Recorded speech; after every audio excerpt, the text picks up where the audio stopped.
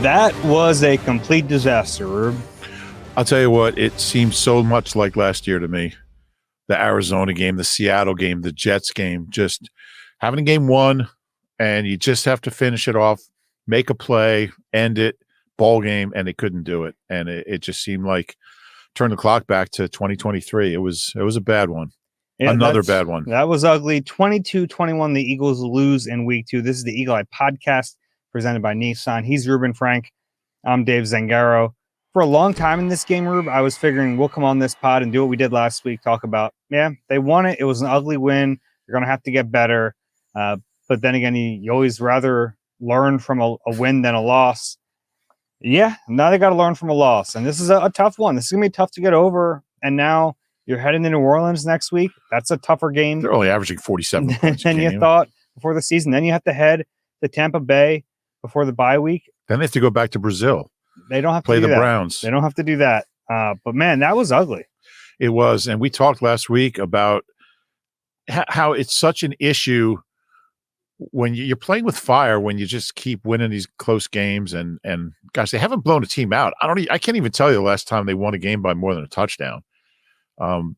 It's not sustainable. It's not sustainable to keep winning close games. And I think it was, was it Andy's last year, 2012? They won their first 3 games by like 1, 2, and 3 points or something. And everyone was talking about, this team really knows how to win. No, they just don't know how to beat a team by more than 2 points. And eventually it catches up to you. And I think that's what we saw. It was a really, really disheartening loss. You like to think, and you don't know, like, if last year's out of their system. You don't really know that. And I know there's a lot of new players, new coaches, a lot of new stuff, but there's also a lot of people that went through last year and were a part of it, prominent players. And I don't know this for a fact, but man, I got to think that when Saquon dropped that pass, was there a minute and a half left, something like that, that there was doubt in the minds of the defensive guys. Like, here we go again. Even if it was just creeping in a little bit, and they played like it on that last drive. It really felt like last year, and that's really concerning. Yeah. All right, let's go through the final sequence of this game and what happened, what we think should have happened. So basically, the Eagles get the ball back. I'm trying to find it right here. So it's 4th and 1. It's that Bijan Robinson run. C.J. Gardner-Johnson, what a play! Incredible. I mean, if the Eagles win this game, we're probably leading the podcast talking about that play in particular. Busts through the line. Takes down Bijan Robinson. At that point, you think, oh, okay, Eagles they get the ball back. Leaves his helmet on. Although I think the helmet, it was tricky. I think the helmet might have started to pop off a little bit. No, he pulled it off. They showed like 5 replays. Okay. Now, I wonder if, and I don't want to get too deep into this, but ultimately it didn't matter. Is that a post-possession penalty? And it would have been the Eagles' ball just minus the yards. Yeah. And heck, maybe that would have been better. It's a fair point. Yeah. I don't know. In any case, it was a great play that we're not going to spend too much time on because what happened after that ended up being a disaster. But the Eagles get the ball at the Atlanta 39-yard line. 5.5 minutes left. Yeah, 5:38 left. So this is a situation they're normally pretty good in. They have to bleed some clock. They have to take it down. They can do that, and they start to. They're moving the football a little bit. They take it past the 2-minute warning. All of a sudden, it's 1st and 10 at the Atlanta 17. And the Falcons used all their timeouts during that sequence. Mm-hmm. It's important to know. Yeah, during this sequence. So, yeah. Right before the 1st and 10 is the first timeout. So, Saquon Barkley, 4-yard carry, second timeout. There's 1:51 left. Next play, Saquon Barkley, 3-yard gain. Atlanta takes their final timeout. So, there's 1:46 left on the clock. It's 3rd and 3 from the Atlanta 10-yard line. Jalen Hurts finds Saquon Barkley wide open. Saquon drops the pass. The clock stops. And then Nick Sirianni decides to kick a field goal. We'll talk about all these decisions in a minute. Field goal is good. Fine. Now it's a 6-point game, still a 1-possession game. And then the defense just gets absolutely shredded on that final possession. Drake London catches a touchdown in front of Darius Slay. I don't know if it was in front of Darius Slay. Was, and what? I'm going to call him Darius because He doesn't deserve to be called Slay after that play. Yeah, it was a bad play. He was so far out of position. I guess he tweeted out apologizing, but make the play. I don't know what he was looking at. Yeah, it was a bad play, but also it's also the case of like one play was not the problem here. Sure. They shouldn't have been in that position in the first place, but that drive was 6 plays, 70 yards in a minute and 5 seconds with no timeouts. 3 snaps into that drive, they were on the 12-yard line. Yeah. I mean, big chunk plays. Yeah. Super quick. And they were doing things that the Eagles got no pressure and get anywhere near Cousins on any of those snaps. Mm-hmm. But then even after that, Eagles get the ball back. It's not like they get the ball back at their 30 with 34 seconds left, which isn't great, but that's doable. They have 2 timeouts. And they have a kicker who can go out to 60 yards. And it starts off pretty good. Dallas got a 13-yard gain, timeout number 2, 27 seconds left. Jalen tries to force it down the field to Devontae Smith. Nice play by Jesse Bates. He picks it off. Ball game. One of the quietest post-game locker rooms I've heard in a long time. I believe it. I don't want to be too hard on Jalen. He's trying to make a play there, but you need 15 yards to get into Jake's range. You have a timeout left. I mean, he's not why they lost the game. He did some really good things. He's pretty far down on the list. I totally agree in this game. But I didn't like that pass. Where do you want to start? Let's start with Nick Sirianni because he knows the drill. He's the head coach. Not only is he head coach, he's a head coach without really much defensive or offensive responsibilities these days. So his game management and his decisions in games, there's a magnifying glass on them even more. Yeah. Well, what didn't you like about the sequence on their last offensive or second to last offensive possession? I thought the worst decision was kicking the field goal on 4th and 3 because it's still a 1 possession game. Yeah. And in my mind, if you have a 3rd and 3, you have 2 plays to get 3 yards and ice the game. However you got to do it. Running the ball makes sense because even if you don't do it, the clock runs and you're already down that deep. It's a long field. But to kick a field goal and go up 6, I don't think it helps you. It's not helping you. It's not helping you. If anything, it's encouraging the Falcons to score and win the football game. Whereas if they're down 3, they're probably playing for a field goal. Right. And like the Ben Baldwin decision bot had it as a strong go for it. And that's kind of was my first thought. It's just out of character for him. Is it? I think so. I don't think it is. I think he's conservative by nature a lot of the times. And that one just didn't make sense to me. Yeah. What's your feeling on the play to Saquon? I have a hard time killing him for that because the play call worked. The play call worked. It was there. Now the decision to put it in the air at all and risk it dropping incomplete. And I also didn't like that the idea after that was like, if it's not wide open, Jalen falls and they kick a field goal. Yeah. No. Nick after the game said, well, you can't run on every 3rd and 3, but there were a lot of compelling reasons to run on that one. I thought, and I mean, Saquon's just so good. And I would have taken my chances running him twice. He's going to get you 3 yards and game's over. Now, what was your view on, I told you the one I disliked the most was kicking the field goal. How about you?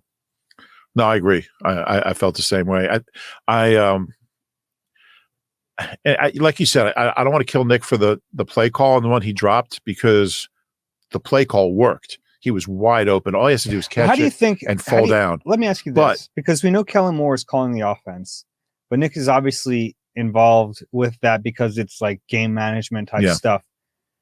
Does Nick sign off on the play? Is there a conversation about, hey, Kellen says, hey, I think we can get this pass and ice the game? Nick says yes, or is Nick like, hey? I assume, and I don't know this. I assume during the week that there's a conversation like, all right, if we have a situation down deep and we need a first down, this is a play we feel really good about.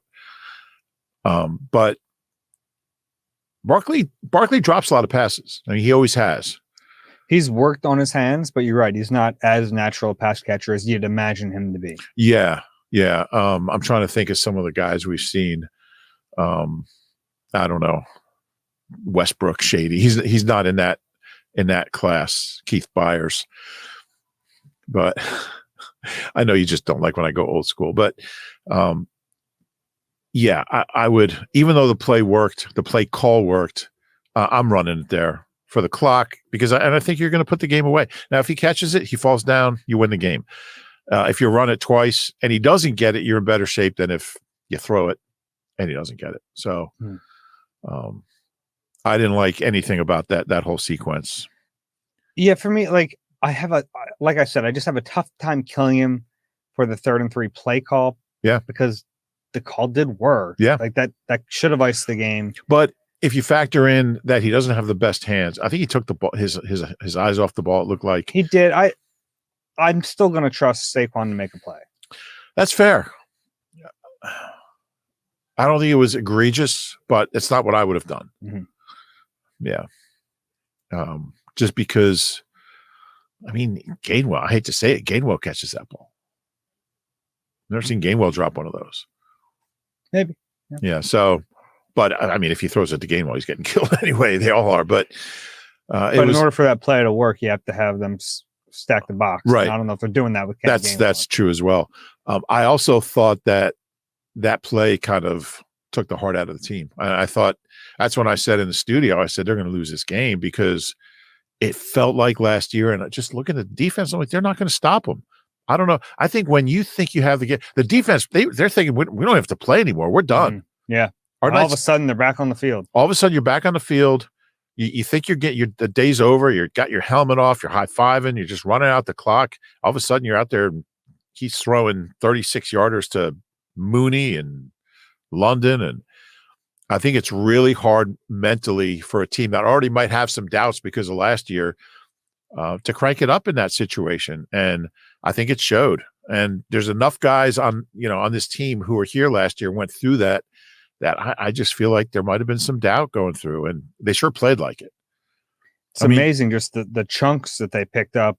The first play was 11 yards to Pitts. Mm-hmm. So now they're on the 41. They're on the 41, and there's still a minute and a half, like 120 left. And then the big one was the 26-yarder to Mooney on the left sideline. He was just wide. There's nobody near him. I mean, Zach Bond might have been the closest guy to him, and he was like 6-8 yards away. I don't know how he gets so open. And it all happened so quick. All of a sudden, you're looking at it, and they're on the 12-yard line. Yeah.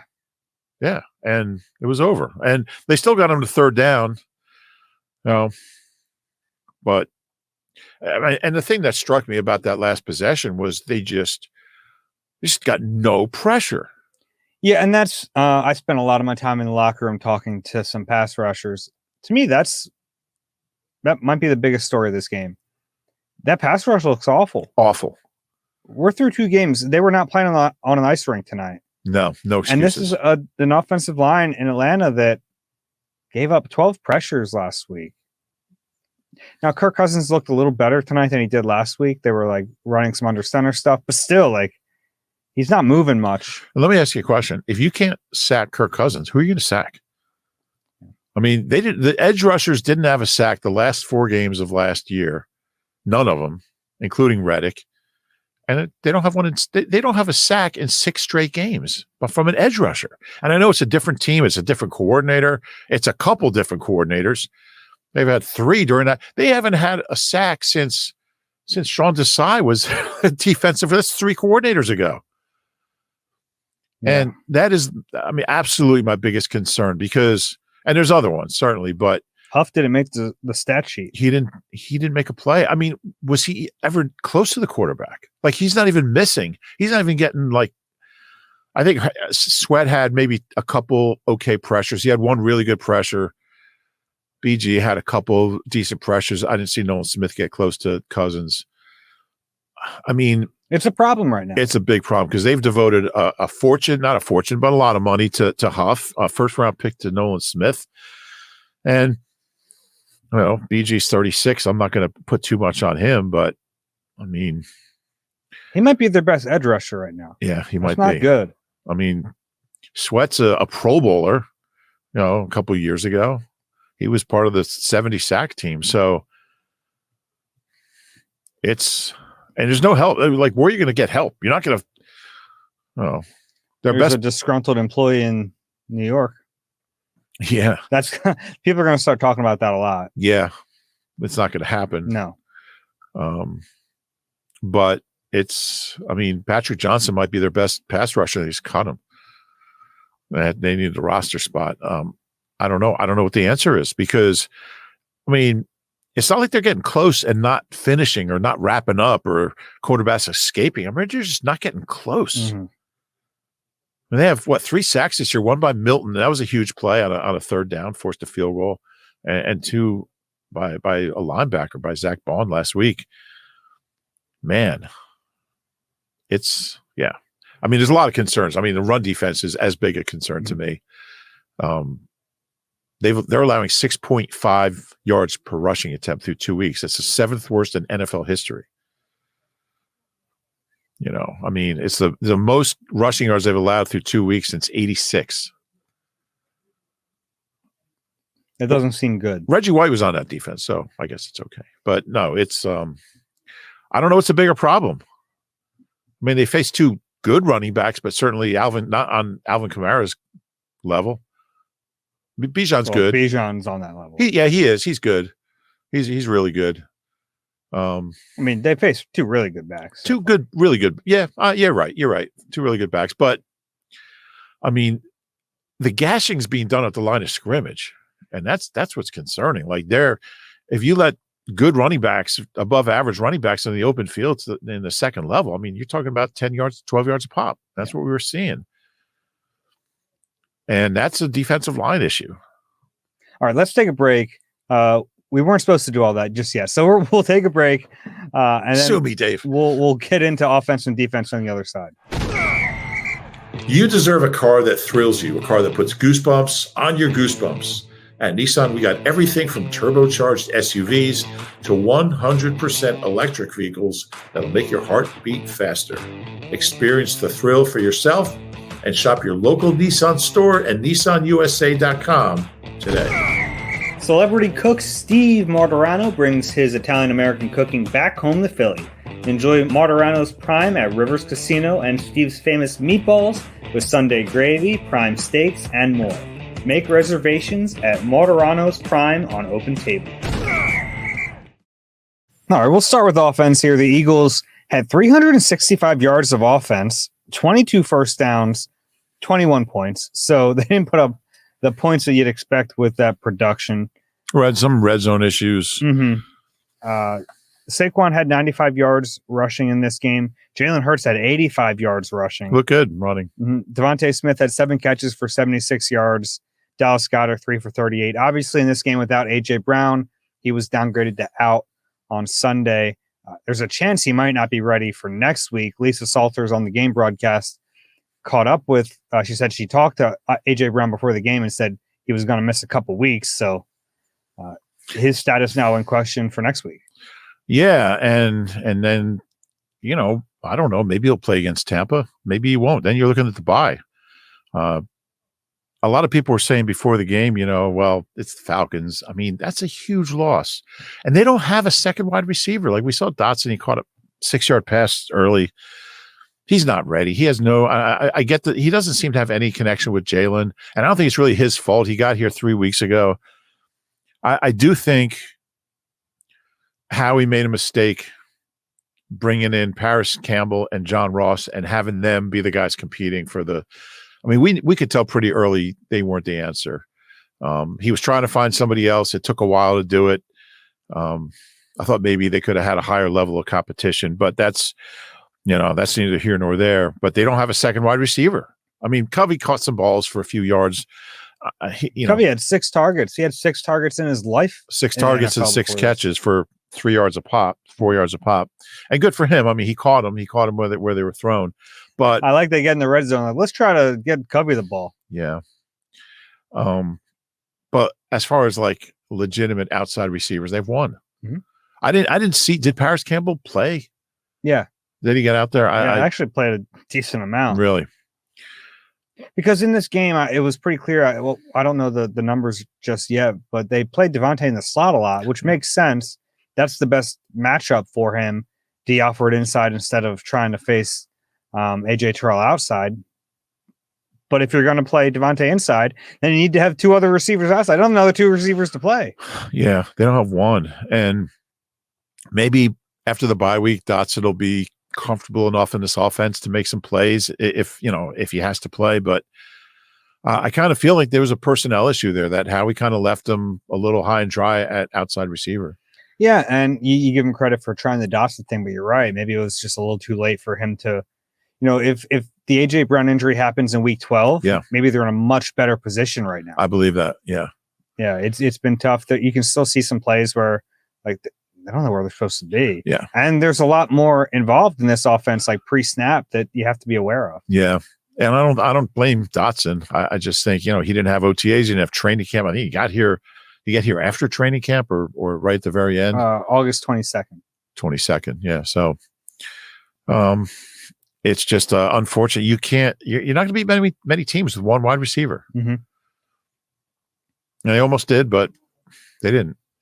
I thought Devontae had a good game. He's so good. Jesse Bates is good, man. I mean, Jesse Bates had the interception at the end. Jesse Bates had the pass breakup on Devontae Smith in the end zone. Play. I thought it was a drop at first. I didn't see it. He got his hand in there. He's just an excellent player. Made a really good play on that one. He can wreck a game. That's why Pittsburgh last week didn't throw to the middle of the field at all. Yeah. What did you make of Jalen's performance today? I thought he was good. He was good. I mean, say what you will about that last interception. It wasn't ideal. It was a mistake. I don't think it was an egregious mistake. I thought he ran decisively, and that made him look faster. He got into the open field quicker instead of just kind of running around and then maybe deciding, I think I'll try to run here. 85 rushing yards. He didn't throw that much because there's nobody to throw to. I thought Goddard could have been involved a little more. But considering everything, I thought he was fine. I thought he was fine. I thought he was good. Yeah, he wasn't the issue tonight. No, he was certainly not the issue. Yeah. Some of the ineligible man downfield penalties, they have to figure that out. That's not a this year issue. That's going back. Yeah. Last year too. It can't happen. There are 3 of them in this game. Yeah. They had, I don't know what the final penalty total was. They looked like an undisciplined team. 9 penalties for 53 yards. So not a ton of yards, but there were some untimely ones. There were a couple that I think the one illegal man downfield wiped out a long run by, I think Covey lost a long, like a 13-yard catch. It was a 14-yard catch. Yeah. Okay. 13 yards. I said 13 yards. No, just, and then we know it, I think Saquon lost a pretty good run too, like a 10-yard run. I don't think it was, but something like that. But yeah, 9 penalties, too many. Mm-hmm. Sloppy, undisciplined. We haven't talked about run defense. I can't wait to talk about run defense. Well, anything else on offense? I thought the O-line was pretty good. Yeah, they were fine. Yeah, other than the penalties. No, they just don't have enough weapons. And, you're not going to sign anybody on Tuesday who's going to help you on Sunday in New Orleans. They might have to score. I mean, I don't want to say you have to score 40 to win, but Saints haven't scored less than 40 yet. I understand what you're saying, like they don't have enough weapons. But they still have Devontae Smith. They still have Dallas Goedert. They still have Saquon Barkley. They still have a good offensive line. Yeah. They still have Jalen Hurts. I'm saying they don't have enough weapons to beat the Saints. Sure, but they didn't have enough weapons to beat the Falcons. I agree. Like they should have enough weapons to beat the Falcons. They should be able to put more than 21 points. I couldn't agree more. Okay. Yeah. I mean, I picked them to score 31. That was before AJ got hurt. I probably would have bumped it down to 27, 24, but 21's too low. Okay. I think we're in agreement though that defense was a bigger issue. And it's crazy because they gave up 22 points. So it's not like it's but yeah. The run defense was gashed. Let's talk about the defense. Gosh, I mean, 5.4 yards a pop, but that's a little misleading in a way because you had the one end around the Wayhead McLeod. You had Kirk Cousins counts here 4 for -1. 3 kneel downs there. Yeah. Bijan went 14 for 97, 6.9 average. He was gashed them all night. Yeah, they both were. Yeah, I mean, half their runs got to the second level. I don't know how you fix that. Saints run the ball really well. I don't know how you fix a run defense that has given up, 163 and 152? Over 300 yards, first time since 86. It's only the third time since the merger in 70. And this is historically bad stuff. They're allowing 6.5 yards per run. That's the seventh worst in NFL history after 2 games. And that includes like teams in the 20s. Yeah. And when we talk about the 1920s, and then when we talk about pass rush, part of it is like you got to earn your pass rush downs. Like if you're not stopping the run, you're not going to get into many known passes. You're going to have a harder time getting after the quarterback. Yeah. I haven't looked at their third downs, but I'm guessing most of them were short. I'll look at that. But the Falcons were just 2 for 9 on third down, by the way. Yeah. When you talk about complimentary football, and like I guess the reverse of that is uncomplimentary football. Well, yeah, just that, like, I think stopping the run and rushing the passer kind of go hand in hand. It's hard to be really good at one and really bad at the other. And they're just bad at both. And I was so Josh Sweat after this game talked about, and he wasn't the only one, but he was the first one I spoke with about the needing to rush as a group. We heard this a little bit last year too. It's like guys are kind of a big Jim Washburn thing. Yeah, sometimes guys are out of their gaps a little bit. They don't have a steady plan, and sometimes that bleeds into the run discipline. It's like he Sweat basically said, like, we make mistakes. They're good. They're going to figure it out. They're going to capitalize on those mistakes, and that's what happened today. I guess. Yeah, I mean, we won't know the full story until we see the tape of it, honestly, but that's what it looked like to me. I thought they were going to sack Kirk Cousins 4 times, maybe 5 times. Where's your concern level, 1 through 10, about this pass rush? It's it's close to 9. It's a huge concern because this is the heart of a team that Howie Roseman built. And is it? The D-line. It used to be. The D-line as a whole. It used to be. Nolan was a first-round pick. Mm-hmm. Huff was a big money guy. Sweat was a Pro Bowler. BG was a first-round pick before Howie was GM. I guess maybe his first year. But I kind of put BG in a separate class. I think he's playing too much because he's better than those guys. He's 36 and he's better than the other guys, which is scary. But it's very high because I don't see it changing, and I don't know how it gets better. I don't know how you. I mean, Huff had double-digit sacks last year. I haven't seen him get close to a quarterback. Yeah, to me, it's a concern because it was a concern before the season. Yeah, and it's worse than I thought it would be. And it's been bad under 3 different defensive coordinators, which makes me think it's not coaching. They're just not good enough. And yeah, I don't know where you go from there. I mean, you can make it a priority of the offseason, but you got 15 games left to play. You can't function in a modern NFL where it's built on the passing game without pressuring the quarterback.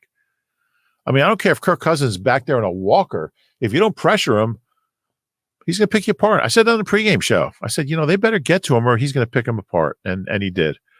And it took a while, but. Yeah, we kind of talked about this being a good litmus test for the pass rush. We weren't going to kill them after week 1. The conditions, as much as it might sound like an excuse, it was really bad. Yeah. So it was tough to evaluate from that. You can evaluate from this, and it wasn't good. No, it was not. It was very discouraging. Mm-hmm. Slay gave up that big play at the end. Quinyon gave up some plays on that drive before that. Yeah. I don't know. A lot of missed tackles, too. Yeah, a lot of missed tackles. What do you make about that? I don't know. And it was everybody.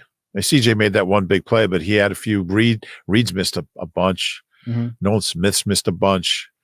I think a lot of it is like these guys are in bad situations in the second level. Yeah. Trying to make tackles where maybe they should be on the ground or tripped up earlier. Yeah. That could be a part of it. I mean, it's tough. And I think Vic talks about that whenever we talk to him. I don't know what day it was, but if the guys up front, and like how many times did Bijan run through the line untouched and get to the second level without even having a hand on him? And yeah, open field, a D-back or a linebacker against Bijan Robinson is a mismatch. And it looked that way. Mm-hmm. But I don't think they tackled real well last week. I think they had 9 or 10 missed tackles last week. And it's like some of these things, we know they're stressing tackling. It's one of those issues, though, where it's like, if it's bad, it's hard to get it right. Now, I mean, we said all along that, I mean, we were more concerned with the defense than the offense. And we said all along it might take a while till all these new pieces fit together. They just might not be very good. They just might not be very good. Yeah, I don't know. The pass rush is my biggest concern.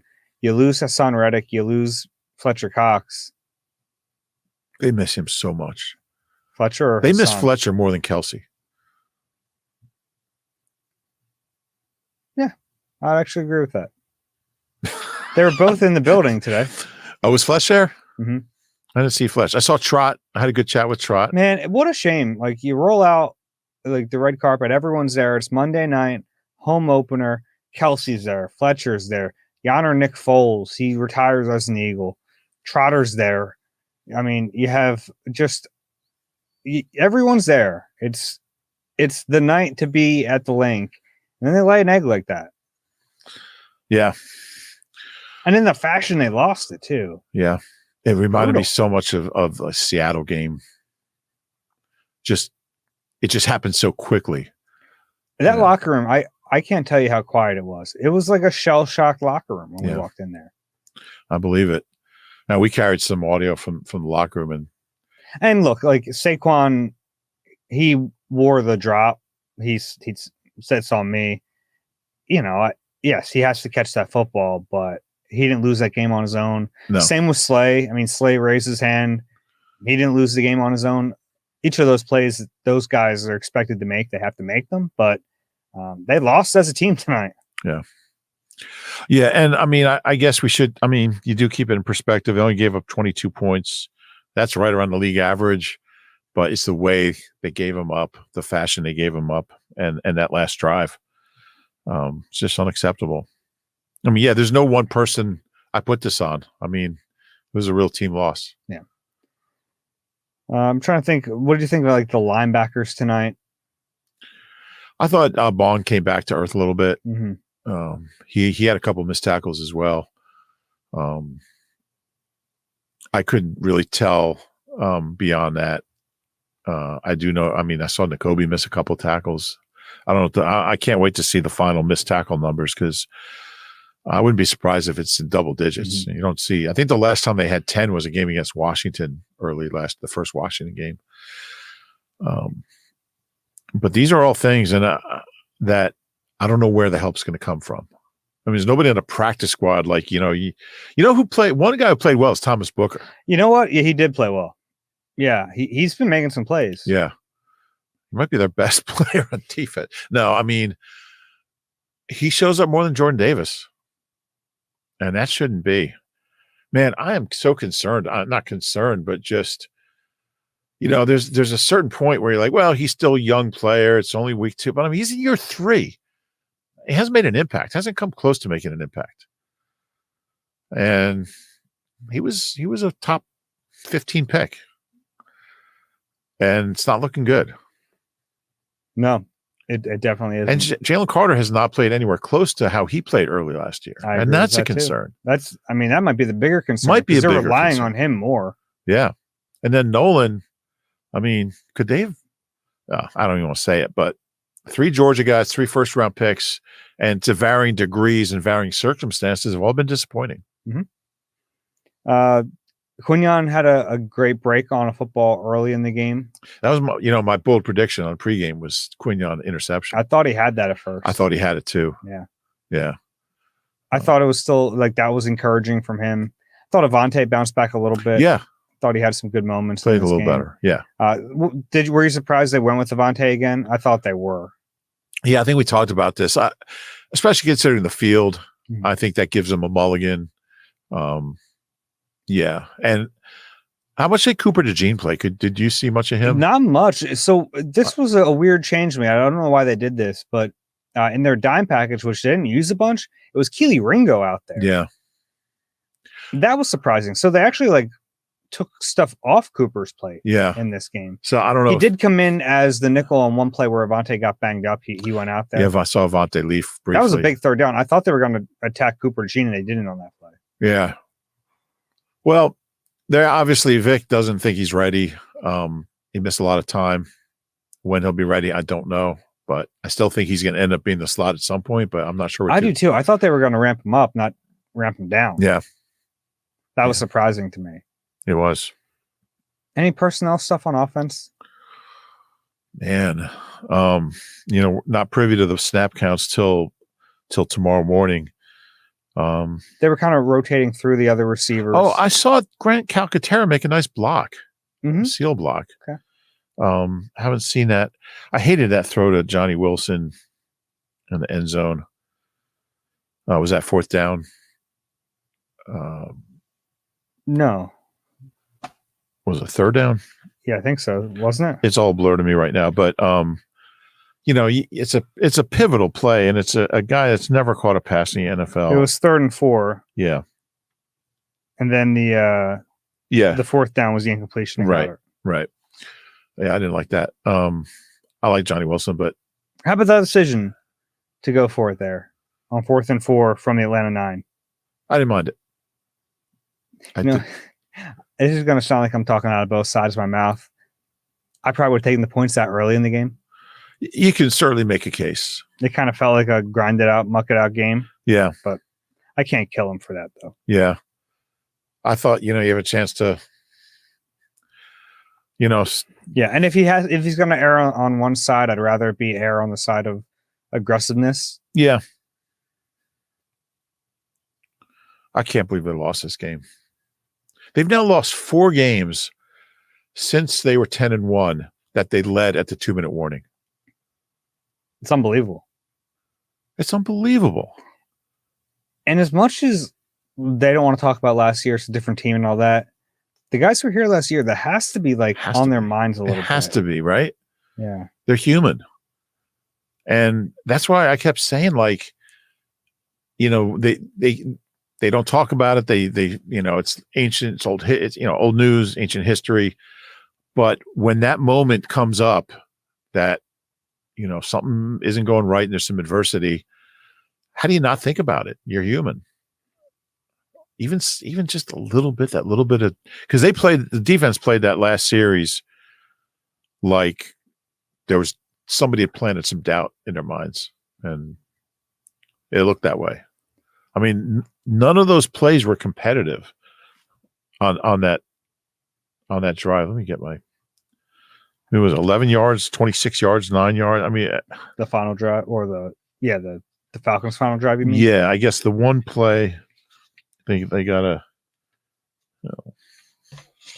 Let me see here.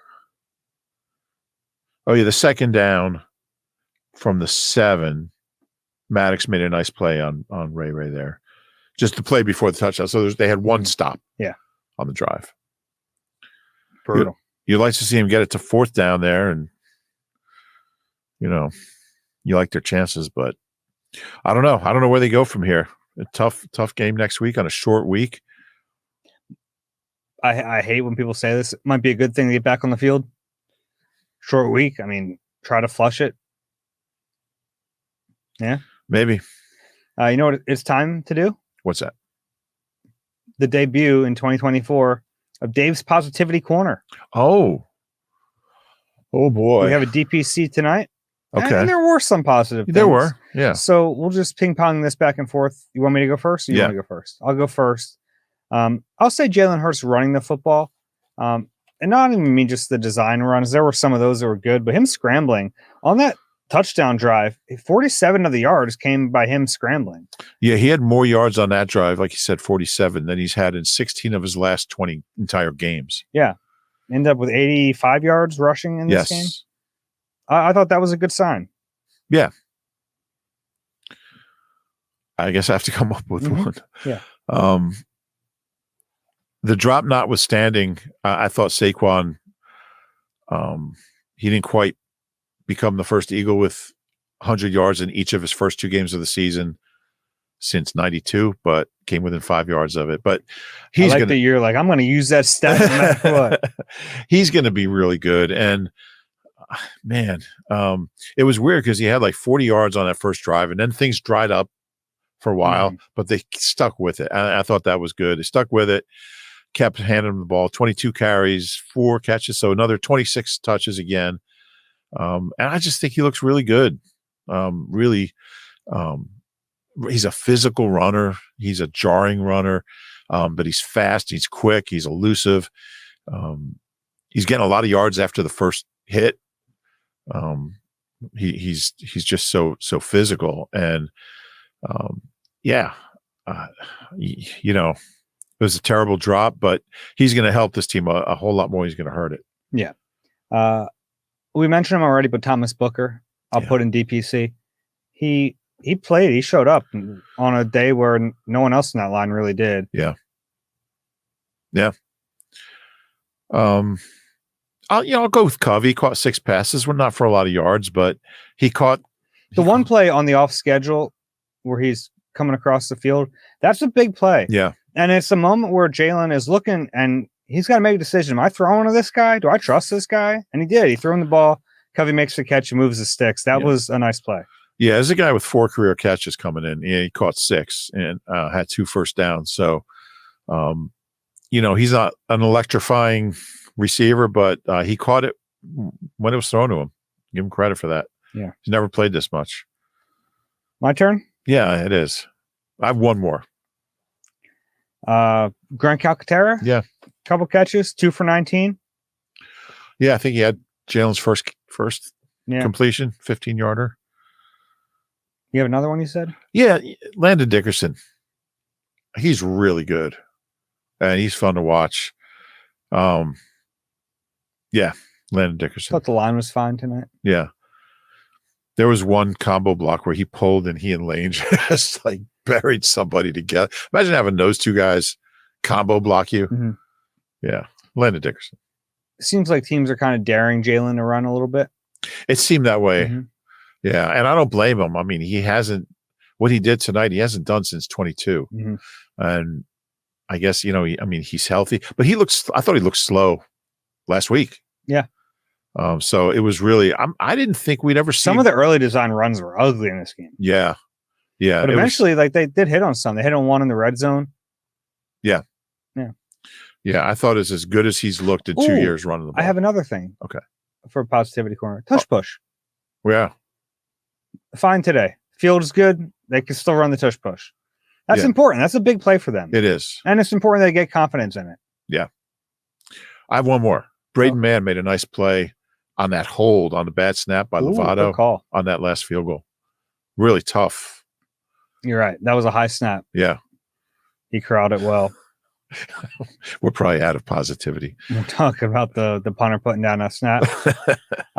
So the one time you saw when they ran they lined up as a fake field goal. Yeah. Just to try to draw them off sides. Right. In the press box, it was Jimmy Kempsey's idea, and I like this. They should have run a real fake after that. No chance they'd be expecting it. Yeah, that's true. That would have been fun. That's how Jimmy thinks. Yeah. Independence, I think. I don't know if it was Independence. There was a bald eagle there that flew around. Oh, really? Good job by the bald eagle. I'll put him in the positivity corner. Yeah. That's where he belongs. It's ugly. I mean, it's one of those where we're going to find out a lot about this team on Sunday. Yeah, and then you got Tampa on the road again after that. I mean, 1-3 isn't an outrageous thing to think of. I mean, Tampa, I don't say they have their number. Eagles beat them in the regular season last year convincingly. But after the way that game went last year in the playoffs, yeah. Tampa's good. Tampa's 2-0. Their next 2 opponents are 2-0. Tampa's well coached. I don't want to get ahead. I try to take them one game at a time. You don't even know who they're playing coming up. How about the NFC South, by the way? Yeah. When was the last time they played 3 teams from the same division in a row? Including this division. Anyway, who cares? Yeah, but it's a division that we've it's been a little bit of a laughing stock the last few years. It looked pretty good right now. Yeah. Minus Carolina, of course. Yeah. They're a disaster. Yeah. They miss Ron Rivera down there. That's all I got. That's all I got. All right, let's wrap this up. If you enjoy the Eagle Eye podcast, even when there's a loss, you know what to do. Please rate and subscribe wherever you get your pods. If you're watching on YouTube, please click the like button and subscribe there as well. Rube, what do you got?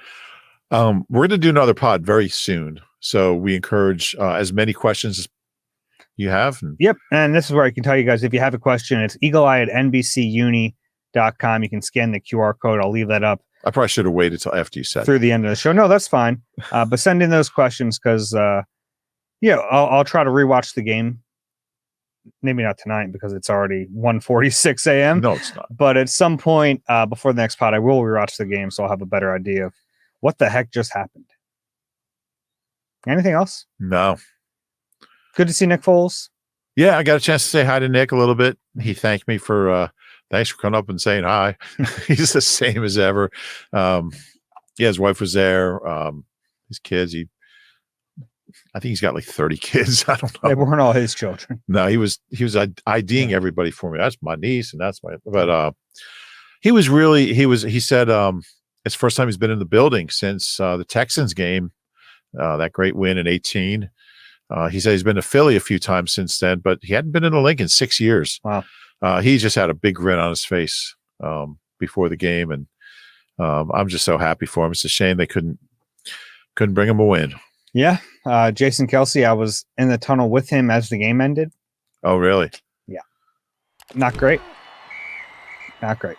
All right. That's all. This has been the Eagle Eye Podcast. For Rube, I'm Dave.